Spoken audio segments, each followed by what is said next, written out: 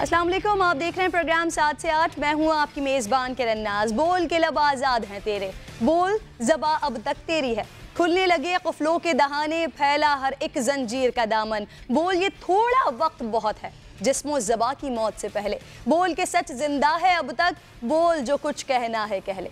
मैंने कहा था ना कि औरत किसी भी पैरहन में हो, बहरहाल औरत है। हमने मुहिम चलाई इस सोच के साथ कि माशरे के बदनुमा चेहरे को बेनकाब किया जाए, सद्देबाब किया जाए। इसका असर जामिया कराची पर तो हुआ, लेकिन अवाम के साथ साथ अवामी नुमाइंदे भी लबकुशाई कर रहे हैं। लेकिन हमारी जिम्मेदारी ये है कि मौक़िफ़ दोनों जानिब का सामने आए। कसूरवार को जूते ज़रूर पड़ने चाहिए, लेकिन क्या वजह है कि सियासतदान, इनका कसूर क्या है कि इनको अंडों, जूतों और चप्पलों से नवाजा जा रहा है? सियासतदान सिर्फ एक दूसरे पर इल्ज़ाम लगा रहे हैं या अपने गिरेबानों में भी झांकते हैं? ये सियासी चप्पलिश है या वाकई अवाम नाला? जो भी है, लेकिन ये रवैया दुरुस्त नहीं है। रवैया तो खैर दुरुस्त भगोड़े राव अनवार का भी नहीं था। अकल ठिकाने आई जब बात सहूलतकारों पर आई। डरपोक कहता है कि सरेंडर किया, तहकीक में पता चलेगा कि चूहा वाकई बिल से खुद बाहर आया या फिर सहूलतकारों ने अपनी गुलू खुलासी की।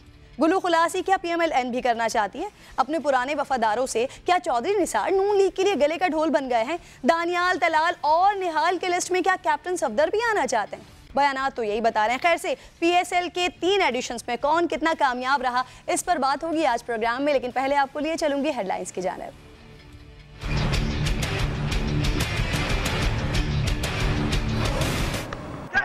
Wasn't long, was it?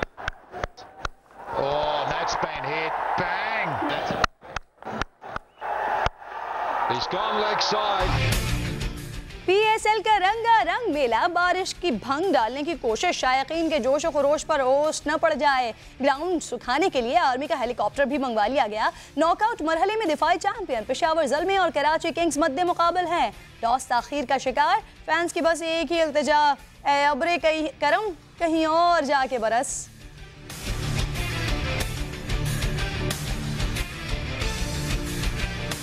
से दुआ यही है कि बारिश ना हो, PSL का मैच आज खैरियत से हो जाए। बारिश नहीं होगी इंशाल्लाह, मैच जरूर कंडक्ट होगा।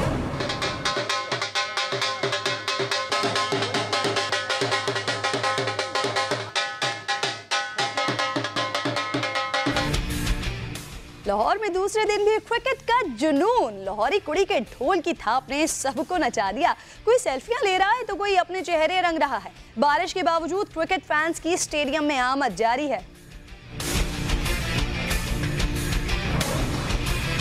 कराची में भी पाकिस्तान सुपर लीग के फाइनल की तैयारियां जोरों शोर से जारी हैं। नेशनल स्टेडियम और अतराफ की सड़कें सजा दी गई हैं। PSL के खिलाड़ी शहर की सड़कों पर पहुंच गए। स्टेडियम की सिक्योरिटी रेंजर्स ने संभाल ली है।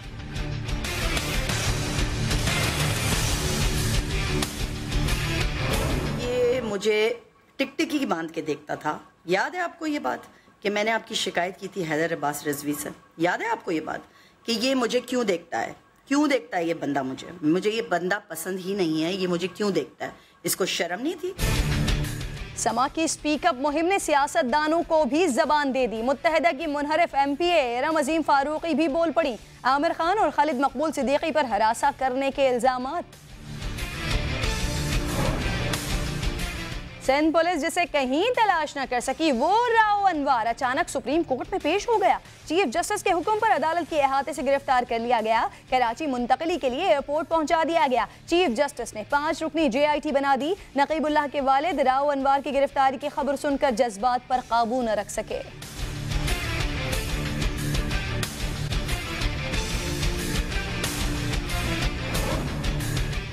क्यों निकाला की बारी अब शहबाज शरीफ की है। पंजाब पर 6.5 अरब रुपए खर्च कर दिए, एक अस्पताल नहीं बना सके। खादिम आला लंदन इलाज करवाने जाते हैं। इमरान खान का मिंबर साजी मुहिम के दौरान कामूनकी में खिताब।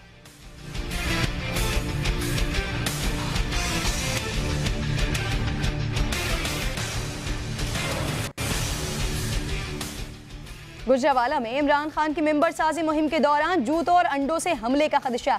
नामालूम हमलावरों का प्लान बेनकाब। मोटरसाइकिल सवारों ने टीम समा को देखकर दौड़ लगा दी।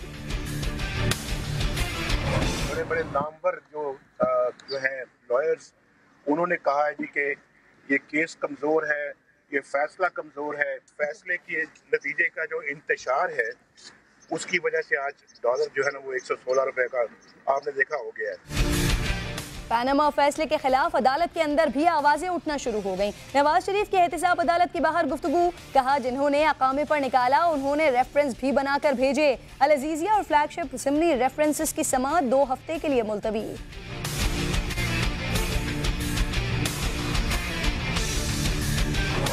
बेशक इस मुल्क में 90 दिन के लिए चीफ जस्टिस साहब जुडिशल मार्शल लॉ लगा दें तमाम अहकामात को पूरे करने के लिए, लेकिन सिर्फ इलेक्शन के लिए हो। शेख रशीद ने चीफ जस्टिस से जुडिशल मार्शल लॉ लगाने का मुतालबा कर दिया। कहा 2018 के इंतखाबात शफाफ होने चाहिए।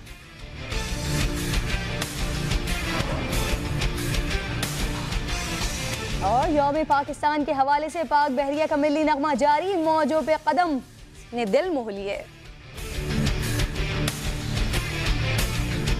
अल्लाह का हिम्मत का अलम, मौजों पे कदम मेरा इश्क है समंदर, मेरी जिंदगी समंदर, हर लहर में बसी है एक दुनिया इसके अंदर।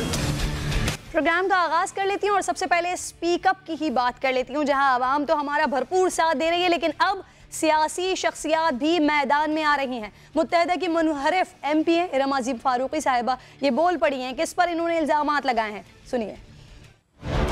जब आमिर खान ने ज्वाइन किया था MQM दोबारा से, मैं इस आदमी को नहीं जानती थी, ये ना आदमी मुझे जानता था, लेकिन ये थोड़ी थोड़ी किसी वजह से मुझसे बात करने की कोशिश करता था। अब तक कमेटी जाती थी तो ये ऐसी हरकतें बात करता था कि मुझे गुस्सा आए और मैं फिर आगे से कोई रिएक्ट करूँ, या फिर ये मुझे टिकटिकी बांध के देखता था। याद है आपको ये बात कि मैंने आपकी शिकायत की थी हैदर अब्बास रिजवी से? मुझे ये बंदा पसंद ही नहीं है, ये मुझे क्यों देखता है, इसको शर्म नहीं थी? उस वक्त भी तो मैं बाजी थी ना।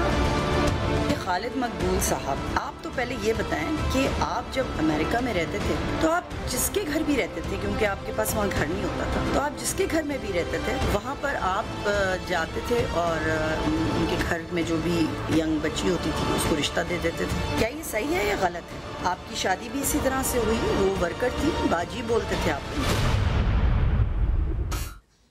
बड़े इल्जामात लगाए गए इरम अजीम फारूकी साहिबा की जानिब से और प्रोग्राम में वो ज्वाइन भी कर चुकी हैं। इरम साहिबा, बहुत शुक्रिया आपका वक्त देने का। इससे पहले कि मैं आपकी जानिब आऊँ, आपके लिए जवाब भी आ गया है। MQM के तर्जुमान अमीनुल हक साहब ने क्या कहा है, आपके बड़े इल्जामात का जवाब उन्होंने दिया है। पहले उनके इल्जामात, उनका जवाब सुन लीजिए, फिर आपसे बात कर। तो अमीनुल हक साहब ने कहा है इरम अजीम फारूकी साहिबा कि जो आपने बयान दिया है वो झूठ पर मबनी है, इसका हकीकत से कोई ताल्लुक नहीं है। इरम अजीम दीदा और नादीदा क़ुव्वतों की आलाकार ना बने। MQM शहीदों की अमानत है, हमेशा कायम रहेगी, इसे कोई ख़त्म नहीं कर सकता। अमीनुल हक साहब ने बात की हमसे और उन्होंने ये मौक़िफ़ दिया है कि जो कुछ आपने इल्ज़ामात लगाए हैं इरम साहिबा, वो कह रहे हैं कि सिर्फ और सिर्फ झूठ का पुलिंदा है, ये झूठ पर मबनी है, इसका हकीकत से कोई ताल्लुक नहीं है। साथ साथ उन्होंने कहा है कि आप दीदा और नादीदा क़ुव्वतों की आलाकार न बने। इरम, पहले इस बात का जवाब दे दीजिए। पहले तो मुझे इसका मतलब बताएं, दीदा, पहले तो ये बताएं कि दीदा नादीदा ये क्या बोल रहे हैं, इसका क्या मतलब है, मुझे नहीं समझ आ रहा। ये कह रहे हैं कि कोई ऐसी क़ुव्वतें हैं जिनका आप हाथ, जिनके लिए आप जिनका आप हाथ बनना चाह रही हैं, ऐसी क़ुव्वतें जो कुछ दिखाई भी देती हैं और कुछ ऐसी क़ुव्वतें जो दिखाई नहीं देती हैं, उनका आलाकार आप ना बने। मैं आपको बताऊं कि ये इतने मेंटल किस्म के लोग हैं कि ये हर चीज को समझते हैं कि वही कोई चीज आ रही है तो कोई उसमें इतनी ताकत है। मैंने जब कंडेम किया था तो मेरे पास कौन सी ताकत, पहले कौन सी थी, अभी कौन सी है? मैं कराची में बैठी हूँ, आराम से बैठी हूँ, फैमिली भी जाती हूँ। ये तो ऐसी बातें करते हैं घुमाने की और फिर आगे से कहते हैं कोई उसमें हकीकत नहीं है। अरे भाई, अमीनुल हक को बोलो, तुम मेरे साथ बैठे हुए थे जब तुम्हारे ये सब कुछ हो रहा था। मैंने तो हैदर रिजवी को, फारूक सत्तार, इन लोगों को सबको बताई थी बात, और इवन एक दफा अल्ताफ भाई से भी बात हुई थी, तब भी मैंने ये बात बोली थी कि आमिर खान को आप बोलें कि ये क्यों मुझे इस तरह से देखता रहता है। और मैं आपको सच बोलूं, मैं कभी ये बात नहीं करती थी, लेकिन मैं हमेशा गौर से सोचती थी कि ये हमेशा मेरे से प्रॉब्लम क्यों करता है ये बंदा, मैंने ऐसा क्या इसके साथ किया।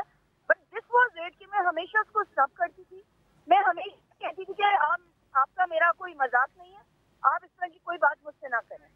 मैं आपको बताऊं, ये मैं तो चॉकलेट्स एक दफा अमेरिका से लेकर आई थी, उसने मुझे कहा कि हम नहीं बिल्कुल खाएंगे। बिल्कुल मैं आपकी जानिब इरम ये सवाल लेकर आना चाह रही थी कि आपने कहा कि हैदर अब्बास रिजवी से भी आपने शिकायत की, उससे पहले साबिका कायद साहब से भी आपने शिकायत की, और इसके साथ साथ अमीनुल हक साहब भी मौजूद थे वहाँ पर जब आपने ये शिकायत की। तो क्या रिटर्न में आई थी ये शिकायत? फिर अगर आपने शिकायत की तो उस शिकायत पर हुआ क्या? क्या कोई कमेटी बनी? क्या आमिर खान साहब को समझाया गया? हुआ क्या उस शिकायत के बाद?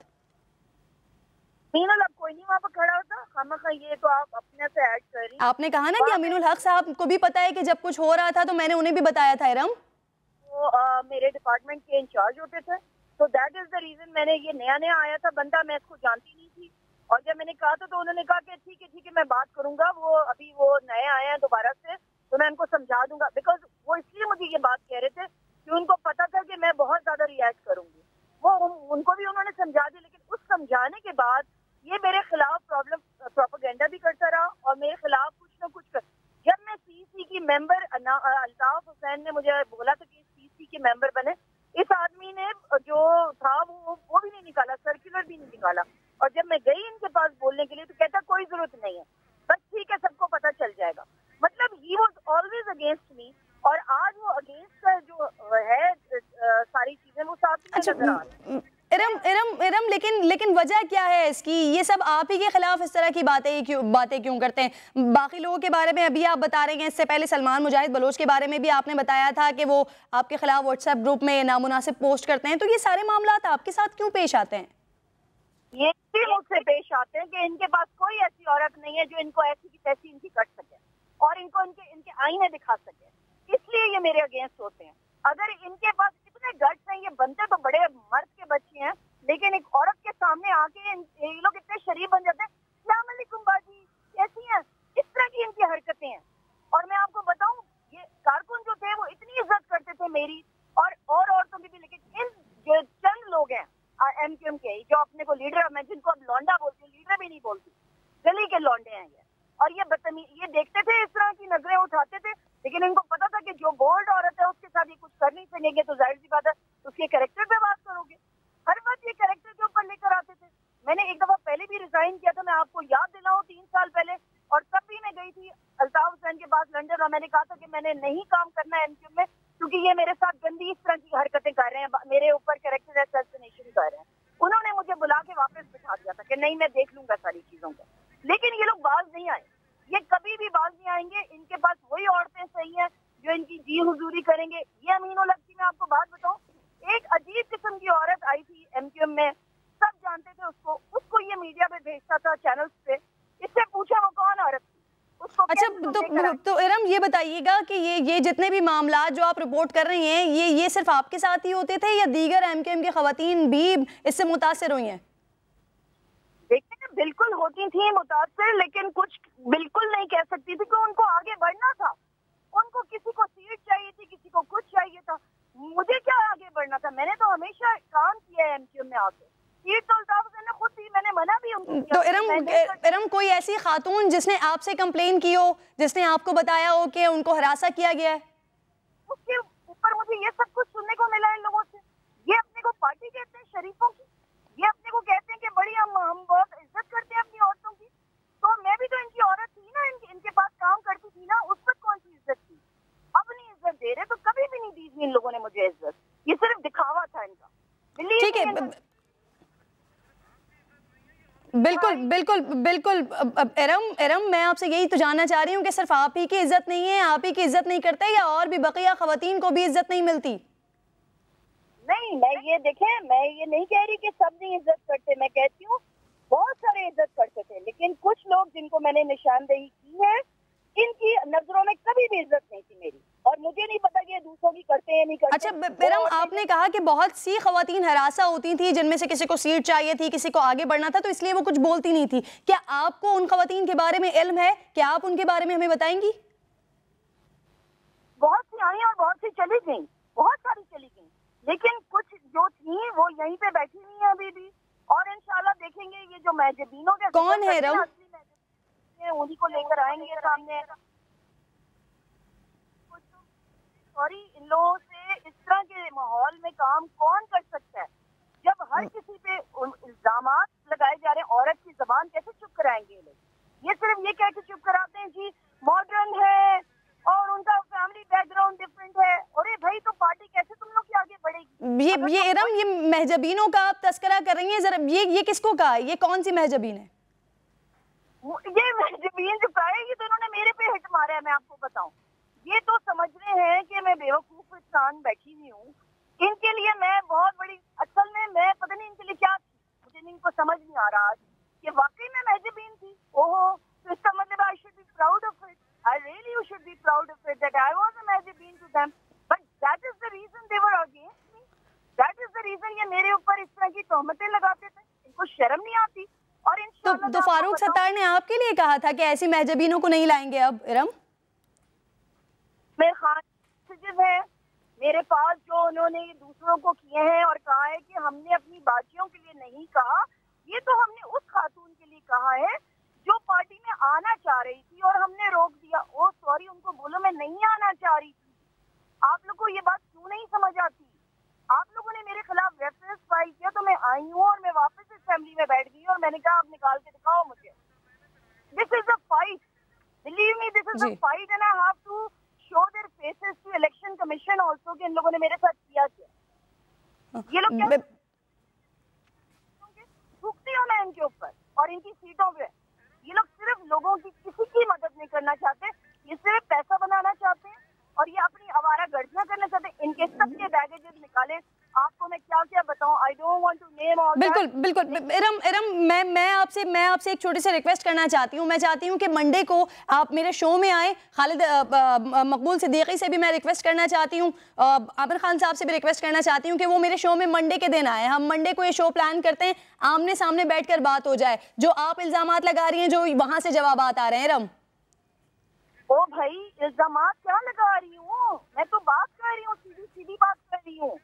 वो तो इसको रिजेक्ट हर जगह बैठ के क्या बोलते हैं आमिर खान, ये तो मेंटल केस औरत है, इसका तो माइंड खराब है, ये तो इलाज करे। जब कोई जवाब नहीं है तो तुम यही जवाब दोगे ना भाई। इरम इसीलिए हम चाहते हैं कि अगर किसी से कोई गलती हुई है तो आमने सामने बैठकर माफी तलाफी हो जाए, बात हो जाए, खुलकर बात हो जाए। क्या आप तैयार हैं ताकि आइंदा किसी के साथ भी ना हो? जो आप दीगर खवातीन की बात करेंगे, आपने तो आवाज उठा ली, लेकिन हम चाहते हैं कि आमने सामने बैठकर बात हो जाए। अगर गलती की गई है तो माफी तलाफी हो जाए।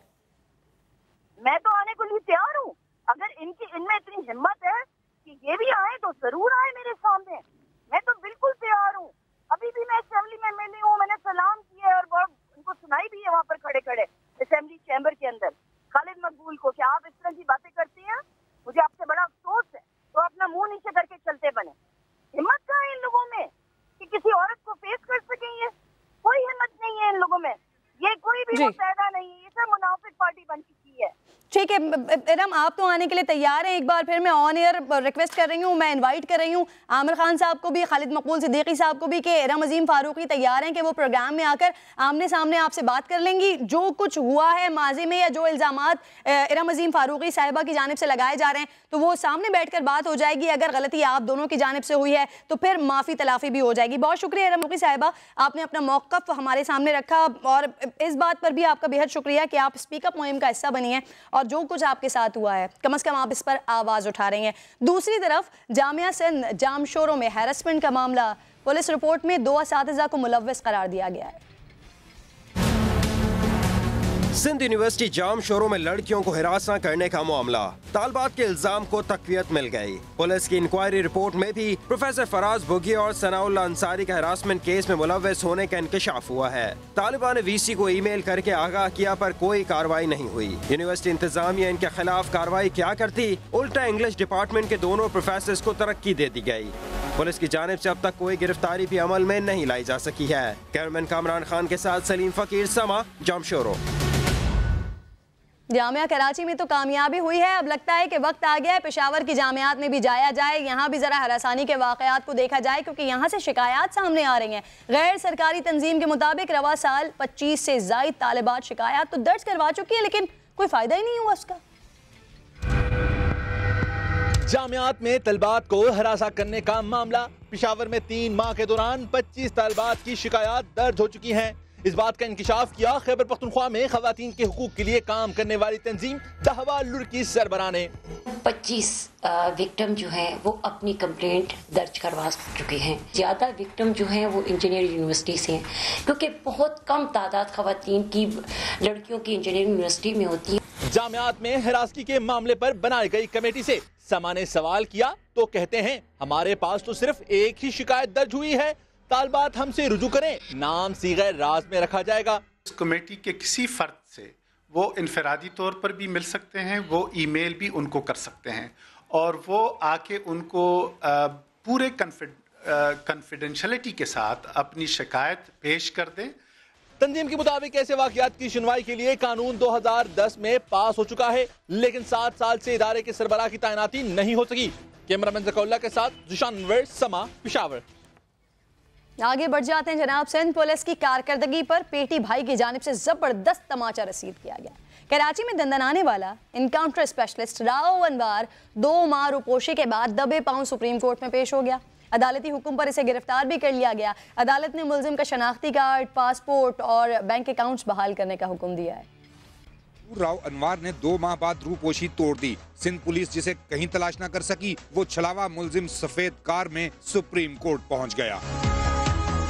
नकीबुल्लाह कत्ल अज खुद नोटिस की समाअत के दौरान एनकाउंटर स्पेशलिस्ट ने पेश होकर सरेंडर कर दिया। चीफ जस्टिस साकिब निसार ने पूछा, इतने दिलेर हैं तो छुपे कहाँ रहे? खतरात लाहक थे जिनका तज़किरा दरखास्त में किया था। राव अनवर का जवाब, अदालत ने हिफाजती जमानत की दरखास्त मुस्तरद करके गिरफ्तारी का हुक्म दे दिया। राव के खिलाफ तौहीन अदालत का नोटिस वापस, शनाख्ती कार्ड, पासपोर्ट और बैंक अकाउंट्स बहाल करने का हुक्म। अदालत ने मुलजिम की कराची मुंतकिली के लिए मजीद अदालती अहकामात को गैर जरूरी करार दे दिया। पुलिस को मुलजिम की सिक्योरिटी यकीनी बनाने की हिदायत भी कर दी गई। सुप्रीम कोर्ट ने साबिक SSP मलीर से तहकीकात के लिए नई JIT भी तश्कील दे दी। एडिशनल IG सिंध आफ्ताब पठान 5 रुकनी JIT के सरबराह मुकर्रर। चीफ जस्टिस ने ये हुक्म भी दिया कि महसूद कबाइल के लोग राव अनवर को बराह रास्त या बिलवास्ता कोई धमकी नहीं देंगे। लेकिन सवाल यह है कि चारों सूबों की पुलिस जिस डॉन को ढूंढ रही थी, जिस इनकाउंटर स्पेशलिस्ट को ढूंढ रही थी, उसकी सुप्रीम कोर्ट में ड्रामाई एंट्री हुई है। किस तरह से गिरफ्तारी हुई, अदालत में कैसे, किस शान से आया और किस हाल में वापस गया, आइए सब दिखाते हैं। गाड़ी में मास्क से चेहरा छुपाए राव अनवर की सुप्रीम कोर्ट में एंट्री हुई। सुप्रीम कोर्ट पार्किंग के खुसूसी दरवाजे से अदालत उज़्मा की इमारत में दाखिल हुए। चीफ जस्टिस ने बुलाया तो जजेस के सामने जाकर सर झुकाया। चीफ जस्टिस ने भी सहाफियों को देखकर मानी खेज मुस्कुराहट दी। राव अनवर कमरा अदालत में भी गर्दन घुमाकर दाएं बाएं देखते रहे। अपने इर्द गिर्द पुलिस की भारी नफरी देखी तो इनकाउंटर स्पेशलिस्ट की सारी घन घरच टाएं टाएं फिश हो गई। अदालती फैसले के बाद मोअत्तल SSP को पहले सुप्रीम कोर्ट बिल्डिंग में वाक़ई SP ऑफिस मुंतकिल किया गया। वहीं से बख्तरबंद गाड़ी में बिठाकर जजेस गेट से बाहर निकाला गया। जराये के मुताबिक सुप्रीम कोर्ट में मौजूद आला पुलिस अफसरान ने पब्लिक और वकला एंट्री गेट से राव अनवर की मुंतकिली पर सिक्योरिटी खदशात का इजहार किया था, जिसके बाद रजिस्ट्रार ऑफिस को पेशगी इतला दिए बगैर जजेस गेट से रवानगी हुई। जुल्करनैन इकबाल, समा, इस्लामाबाद। नकीबुल्लाह का कत्ल था जो कि ये मफरूर राव इनकाउंटर स्पेशलिस्ट राव अनवर साहब के गले पड़ा था। 2 माह तक ढूंढ मची रही उनके लिए, बातें होती रही, अदालत उन्हें तलब करती रही, लेकिन फिर ऐसा क्या हुआ, फिर ऐसे क्या रिमार्क्स अदालत की जानिब से आए कि राव अनवर को अदालत आना पड़ा। आइए जरा देखिए। चीफ जस्टिस का डराना काम आ गया या राव अनवर अच्छे बच्चे बन गए। छुपन छुपाई का खेल खत्म हुआ। इनकाउंटर स्पेशलिस्ट बिल से बाहर आ गए। 19 मार्च को चीफ जस्टिस साकिब निसार ने कहा, राव अनवर अदालत न आए तो सहूलतकारों को भी जवाब देना होगा। इनकाउंटर स्पेशलिस्ट जिनके पास है वहाँ शायद महफूज ना रहे। बस एक ही दिन गुजरा और आज सुलेमानी चादर ओढ़कर गायब हो जाने वाले राव अनवर 2 माह बाद मंजर आम पर आ गए और खुद को अदालत में सरेंडर कर दिया। सवाल तो उठ रहे हैं कि राव साहब खुद ही आए हैं या इनके सहूलतकार चीफ जस्टिस के बयान के बाद खुद छोड़ गए।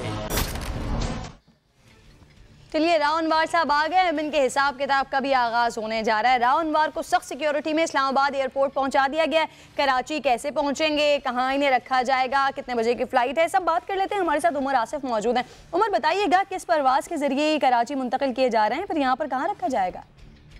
जी बिल्कुल, राहुल अनवर जो एनकाउंटर स्पेशलिस्ट हैं उन्हें अभी से कुछ देर पहले जो भारी सिक्योरिटी में बेनजीर भुट्टो एयरपोर्ट जो पहुंचाया गया।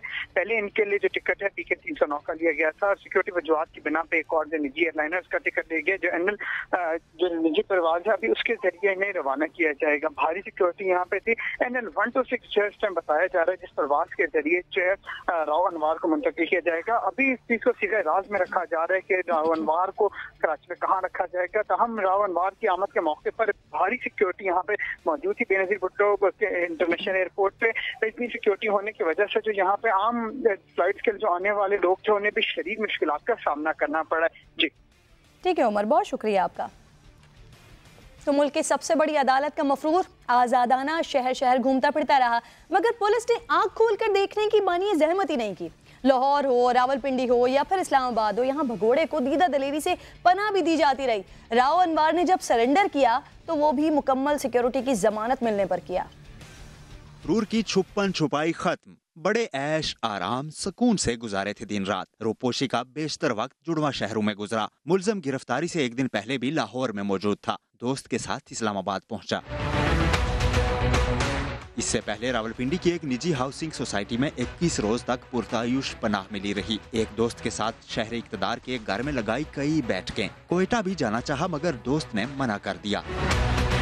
उन्होंने खुद सरेंडर किया भाई, जब तक के उनके ऊपर इल्जाम साबित नहीं होता वो मुजरिम नहीं है। अदालत की तश्कील करदा JIT के चीफ कहते हैं राव से तफ्तीश में जरा भी ताखीर नहीं होगी। आज से तहकीकात शुरू हो जाएगी। FIR में 4 आदमी ना उनकी होगी इंशाल्लाह। सिक्योरिटी खदशात के बायस थाना सेक्रेटेरिएट से डिप्लोमेटिक इनक्लेव मुंतकिल किया गया। शाम 7 बजे कौमी एयरलाइन की परवाज PK 309 से कराची रवानगी तय पाई।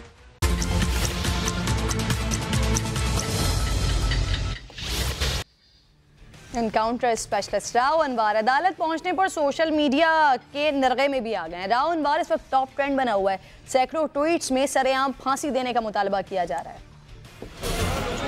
राव अनवर की अचानक अदालत एंट्री, सोशल मीडिया पर भी चर्चे। राव अनवर टॉप ट्रेंड बन गया। सैकड़ों अफराद की जस्टिस फॉर नकीबुल्लाह की ट्वीट्स, राव अनवर को सरेआम फांसी देने का मुतालबा। सोशल मीडिया सारिफ लिखती हैं कि डॉन को 6 मुल्कों की पुलिस ना पकड़ सकी, मगर पाकिस्तानी डॉन को बाबा रहमती ने पकड़ लिया। किसी ने तो राव अनवर और उजैर बलोच को बराबर करार दे दिया। सहर शनवारी लिखती हैं कि आखिरकार मॉन्स्टर पकड़ा गया, फांसी पर लटकेगा। अकमल फारूक लिखते हैं कि जब माफिया को लगा कि कानून हमारी तरफ बढ़ रहा है तभी ये मुमकिन हुआ। आदिल चौधरी कहते हैं कि सब जानते हैं कि राव अनवर जरदारी का राइट हैंड है, इसको कुछ नहीं होगा। मोहम्मद उसामा लिखते हैं कि शुक्र है मलिक रियाज के हेलीकॉप्टर ने अदालत में लैंड नहीं किया। जाकिर आफरीदी ने कहा कि मैच फिक्स लग रहा है। जुनेद खान लिखते हैं कि कोई समझौता नहीं, सीधी फांसी होनी चाहिए। क्यों निकाला की बारी अब किसकी है? इमरान खान इस पर कुछ बता रहे हैं, बड़े अहम राज बता रहे हैं। इस पर बात करेंगे ब्रेक के बाद। Welcome back once again. Pakistan Tehreek Insaf जोरों शोर से इस वक्त मेंबर साजी मुहिम चला रही है, वो चाहे कराची हो, गुजरावाला हो। आज गुजरावाला में थे, खिताब कर रहे थे तो कहते हैं कि शहबाज शरीफ ने 6,500 अरब रुपए पंजाब में खर्च किए, लेकिन एक भी अस्पताल ऐसा नहीं बना सके जहां वो अपना इलाज खुद करवा सकें। पंजाब के मुकाबले में KPK में दवाएं सस्ती मिल रही हैं। करप्शन का सारा बोझ आवाम पर डाला जा रहा है। जो दवाई या 100 रुपए में मिलती है, पख्तूनख्वा में वही दवाई 50 रुपए में मिलती है। 50 रुपए की चीज 100 रुपए में बेच के आप पे टैक्स लगता है। करप्शन का बोझ आवाम उठाती है। शहबाज शरीफ ने तो इसने 10 सालों में 6,500 अरब रुपया पंजाब का डेवलपमेंट फंड में खर्च किया। कि नवाज शरीफ की बीवी बेगम कुलसूम नवाज बीमार हुई, वो लंदन चली गई। शहबाज शरीफ चेकअप के लिए लंदन चला गया। एक अस्पताल शहबाज शरीफ नहीं बना सका जिसका इलाज शहबाज शरीफ का पाकिस्तान में हो। शहबाज शरीफ नवाज शरीफ को तो क्यों निकाला कर दिया? अब तुम्हारी बारी है कि रुपया गिर गया। 100 अरब रुपया पाकिस्तानियों पे कर्जा चढ़ता है, जब डॉलर के सामने रुपया 1 रुपया गिरता है। वैसे इस दौरान एक बड़ी अहम बात भी सामने आई है। PTI chairman Imran Khan member साजी मुहिम के लिए शहर भर में कैंप क्लब्स का दौरा कर रहे हैं। ऐसे में उनके जूता क्लब का मेंबर बनने का खदशा पैदा हो गया था, क्योंकि समा ने नामालूम हमलावरों का प्लान बेनकाब किया। इमरान खान पर जूतों और अंडों से हमले करने के लिए नामालूम अफराद मोटरसाइकिलों पर निकल पड़े। देखिए जरा। ये जूते किस लिए लेके जा रहे हैं? जूते का हार बनाना है। किसके लिए हार बनाना है? इमरान के लिए। हैं? किसके लिए? इमरान के लिए। उसने क्या कहा आपको?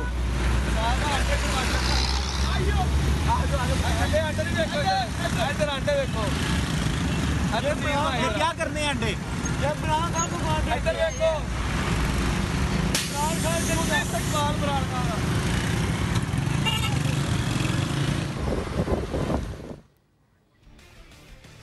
लेकिन दूसरी जानिब नवाज शरीफ साहब का गुस्सा ठंडा होने का नाम ही नहीं ले रहा है। अपने खिलाफ फैसले को आवाम की तौहीन करार दे रहे हैं। कहते हैं फैसले के लिए ब्लैक लॉ डिक्शनरी का सहारा लिया गया। डॉलर की हालिया परवाज की वजह भी 28 जुलाई का रद्द-ए-अमल करार दे दिया। मैं तो इदारों की इज्जत करने वाला आदमी हूँ, लेकिन मुआशरे में दोहरा मेयार नहीं चल सकता। एहतसाब अदालत में पेशी पर मियाँ साहब की वजाहतों के साथ अदलिया पर फिर तनकीद। कहा मेरे खिलाफ ब्लैक लॉ डिक्शनरी का सहारा लेकर फैसला लिखा गया। जिन्होंने अकामे पर निकाला उन्होंने रेफरेंस भी बनाकर भेजे। अदालती फैसले कमजोर होंगे तो तनकीद तो होगी। नवाज शरीफ के खिलाफ हाथ धो के पड़े हुए हैं, इस पे तनकीद नहीं होगी तो फिर क्या होगा?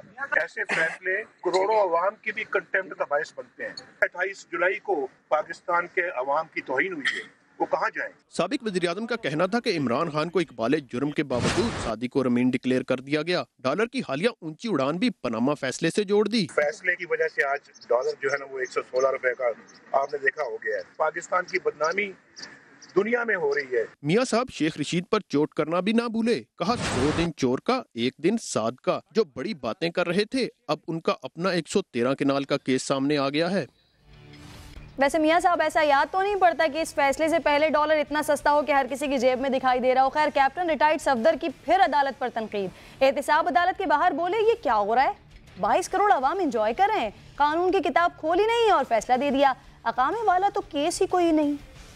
थोड़ा एंजॉय कर रहे, देख रहे हमारी अदालतों ने क्या फैसले दे दिए हैं, क्या हो गया है। कानून की किताब खोली नहीं, फैसला दे दिया है। FIR हुई नहीं, उससे पहले नवाज शरीफ साहब नायल हो गए। केस तो अब चल रहा है, अकामा वाला तो केस ही कोई नहीं। मुझे कल के फैसलों से बड़ी उम्मीद हुई है। इंशाल्लाह ताला इस तरह के लोग अगर जुडिशरी में बैठे होंगे तो उसका वकार भी बढ़ेगा और रियासत भी मजबूत होगी। इंशाल्लाह ताला ये फैसले जो आ रहे हैं ये रियासत की बेहतरी में होंगे और 28 जुलाई वाले फैसले ने रियासत को स्टैंड स्टिल कर दिया। लेकिन ज़रा ये भी देखिए कि साबिक वज़ीर दाखिला चौधरी निसार का अगला इलेक्शन में मुस्तकबिल क्या होगा? क्या नून लीग का टिकट इन्हें मिलेगा? मौजूदा वज़ीर दाखिला से जब यही सवाल किया गया तो उन्होंने फैसला पार्टी पर छोड़ दिया। नून लीग रहनुमाओं में खींचातानी जारी। 16 मार्च को ही चौधरी निसार ने कहा था मियां साहिब और उनकी फैमिली का नाम ECL में ना डालने का फैसला कहीं और हुआ है। और अगर ने फैसला नहीं किया तो this is violation of the same merit जो वो जिक्र कर रहे हैं जो हमने इम्प्लीमेंट किया, फिर ये फैसला किसी और ने किया। साबिक वजीर दाखिला के बयान पर मौजूदा वजीर दाखिला का जवाब आ गया। 600 से ज्यादा नाम है जो अगस्त 2016 से या ECL पे डाले गए या निकाले गए। उन सब की तौसीक के लिए हमने काबीना को समरी अरसाल कर दी है, तो उनकी हम मंजूरी हासिल करके रेगुलराइज कर लेंगे। सहाफी ने सवाल किया चौधरी निसार को 2018 में पार्टी टिकट मिलेगा, तो एहसन इकबाल ने साफ साफ बता दिया कि ये फैसला अब पार्टी करेगी। इसके बारे में हम पार्टी के प्लेटफॉर्म पे फैसला करेंगे। चौधरी निसार के पार्टी छोड़ने का सवाल जब मियां साहिब से हुआ था तो उन्होंने खामोशी इख्तियार की थी। मियां साहब, खबरें आ रही हैं कि चौधरी साहब नून लीग से आउट हो रहे हैं। कोई आपकी तरफ से सवाल हो तो मैं उसका जवाब देने के लिए तैयार हूँ। खामोशी भी वैसे नीम रजामंदी होती है। खैर, ये तो वक्त ही बताएगा कि चौधरी साहिब 2018 का इलेक्शन किस हैसियत में लड़ेंगे। तो इसे कहते हैं बदलता है रंग आसमां कैसे कैसे। यानी चौधरी निसार ने मरियम नवाज के खिलाफ क्या बात की, उन्होंने क्या ऐसा कह दिया कि अगर मरियम नवाज पार्टी की सरबराह होंगी तो फिर वो उनकी क़यादत में काम नहीं करेंगे। उसके बाद पूरी पार्टी ऐसा लगता है कि चौधरी निसार साहब के खिलाफ सी हो गई है। जिस जानिब चौधरी निसार के लिए सवाल किया जाए तो वो पार्टी की जानिब फैसले को उछाल देते हैं। अब देखना ये होगा कि क्या वाकई चौधरी निसार को आने वाले इलेक्शन में पार्टी टिकट नहीं मिलेगा। अगर नहीं मिलेगा तो फिर क्या वो अपनी 30 साल पुरानी दोस्ती निभाएंगे, यानी खान साहब के पास जाएंगे? अगर वो खान साहब के पास जाते हैं तो फिर क्या अपने हल्के से नून लीग के कैंडिडेट के खिलाफ लड़ेंगे? तो ये बहुत सारे सवाल हैं कि जो चौधरी निसार के फैसले के बाद और चौधरी निसार को अगर PMLN से अलग किया जाता है तो उसके बाद देखना होगा। अलबत्ता शेख रशीद साहब, ऐसा लगता है कि आजकल उन्होंने पेशन गोइयाँ छोड़ दी हैं, अब मुतालबात करने लगे हैं, अपीलें करने लगे हैं। कहते हैं पूरी कौम अदलिया की तरफ देख रही है। चीफ जस्टिस 90 दिन के लिए बेशक जुडिशल मार्शल लॉ लगा दें। ये भी कहा कि वजीर आजम का दौरा अमरीका मशकूक है, कौम जवाब मांग रही है। बेशक इस मुल्क में 90 दिन के लिए चीफ जस्टिस साहब जुडिशल मार्शल लॉ लगा दें तमाम अहकामात को पूरे करने के लिए, लेकिन सिर्फ इलेक्शन के लिए हो। नवाज शरीफ की सियासत को अब शहबाज शरीफ साहब विकेट के दोनों तरफ खेल रहे हैं और विकेट के दोनों तरफ रन आउट होते हैं या स्लिप में कैच होते हैं या उनका तुक्का लग जाता है। मैं कोई तबसरा नहीं करना चाहता। खाकान अब्बासी का अमेरिकन टूर मशकूक टूर है। खाकान अब्बासी को कौम ये पूछने का हक रखती है। देखें ना, इस मुल्क में प्राइम मिनिस्टर के जहाज में वजीर खजाना भाग जाता है और इस मुल्क का प्राइम मिनिस्टर जो है वो चोरी चोरी किधर जाके अखियां लड़ाता है, इसका मैं कुछ नहीं कह सकता। चलिए जनाब, शोर शराबे सिर्फ हमारी पार्लियामेंट्स में नहीं होते। ज़रा आपको इससे आगे की चीज़ें दिखाते हैं। पार्लियामेंट में जूते और थप्पड़ मारना तो आपने यकीनन देखे होंगे, मगर कोसोवो की पार्लियामेंट में ऑपोजिशन जमातों ने एक दूसरे पर आंसू गैस के शेल फेंक दिए।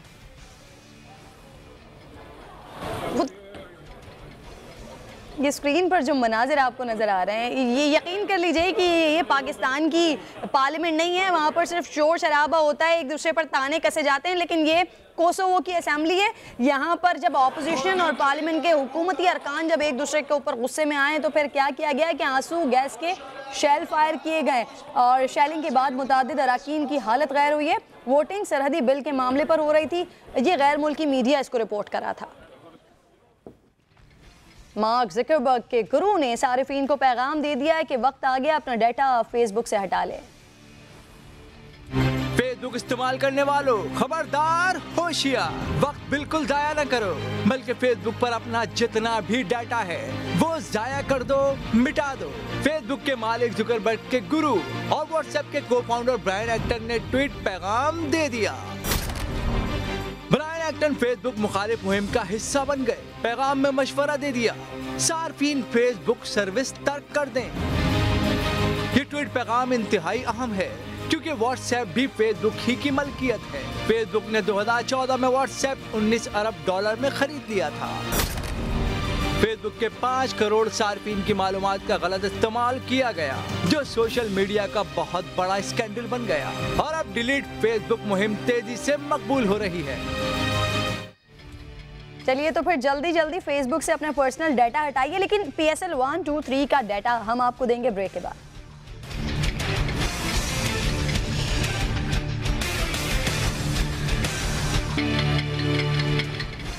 वेलकम बैक जी। अब जरा PSL की बात हो जाए, जिसके पाकिस्तान में मैचेस का आगाज़ हो गया। बस अब कुछ ही दिन है कि PSL 3 भी अपने अख्तिताम को पहुंचने वाला है। और जब पाकिस्तान सुपर लीग का आगाज़ हुआ था उस वक्त की मैं बात करूंगी बाद में, लेकिन पहले अभी टॉस हो रहा है पेशावर ज़ल्मे और कराची किंग्स के दरमियान और देखना होगा कि कौन बैटिंग का फैसला करता है या फील्डिंग का फैसला करता है। टॉस देख लेते हैं।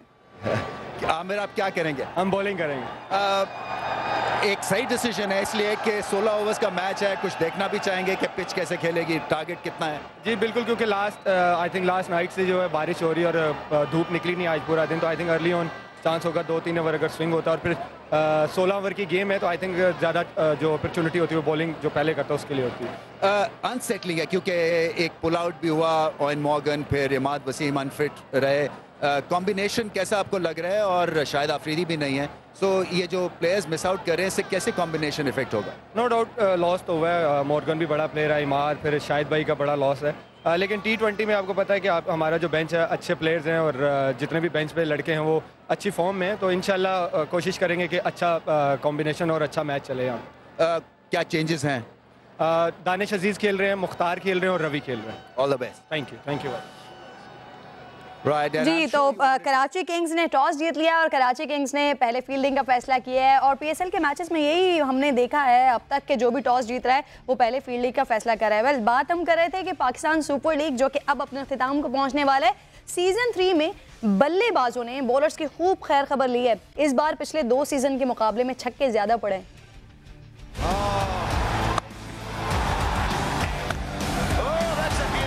पाकिस्तान सुपर लीग में छक्कों की बरसात हो गई। बल्लेबाज जमकर बरसे। पिछले 2 सीजन के मुकाबले में इस बार खूब छक्के लगे। 22 छक्कों के साथ शेन वॉटसन पहले नंबर पर हैं।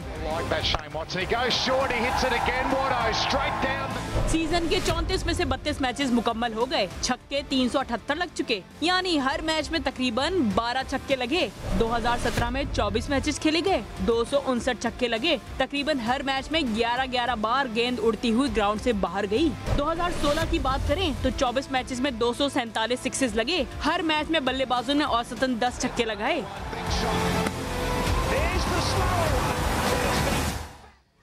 खेल की बात हुई है तो जरा बोलान जीप रैली में जाफर मक्सी अपने एजाज के दिफा में कामयाब रहे, ये भी देख लीजिए। फर्राटे भरती धूल उड़ाती गाड़ियां,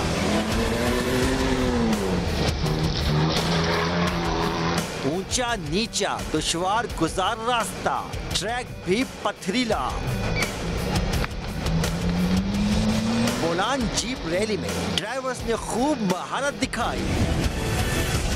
जाफर मक्सी ने तमाम हरीफों को पीछे छोड़ते हुए एजाज का कामयाबी से दिफा किया।